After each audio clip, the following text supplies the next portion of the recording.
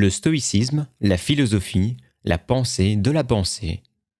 Du 22 octobre 2019.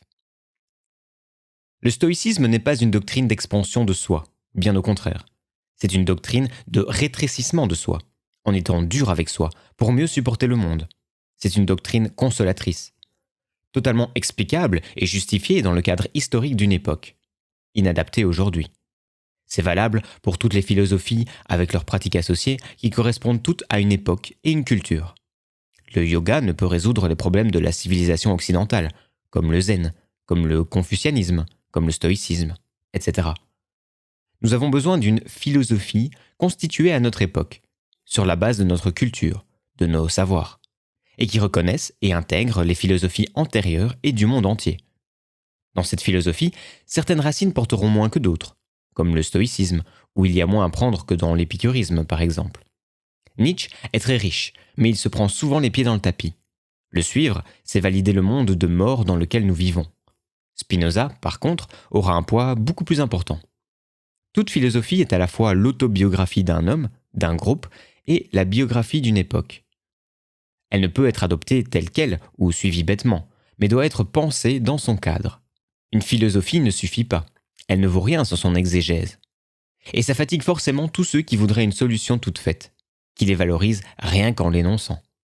Une philosophie doit se penser dans l'histoire de la pensée et dans la contre-histoire de la pensée. Les philosophies antérieures sont forcément erronées ou réduites consubstantiellement car datées.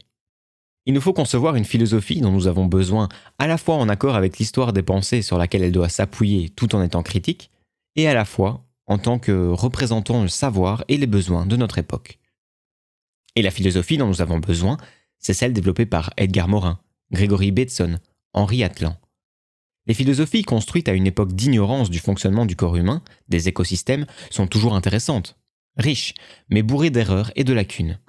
Celles qui présupposaient la logique construite sur l'immense réseau de connaissances qu'on retrouve chez les trois auteurs précités seront rendues encore plus vivaces et seront privilégiées.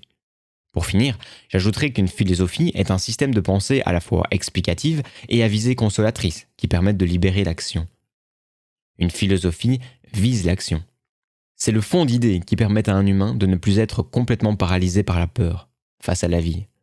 Chacun a donc en lui une philosophie, plus ou moins pensée et réfléchie, consciente.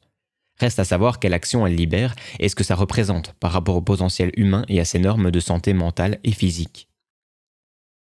Et si c'est une philosophie qu'on adopte, il y a aussi la question de ce qu'on en comprend, retient, de la manière dont on l'interprète. C'est toujours pour nous servir, pour agir, pour un profit.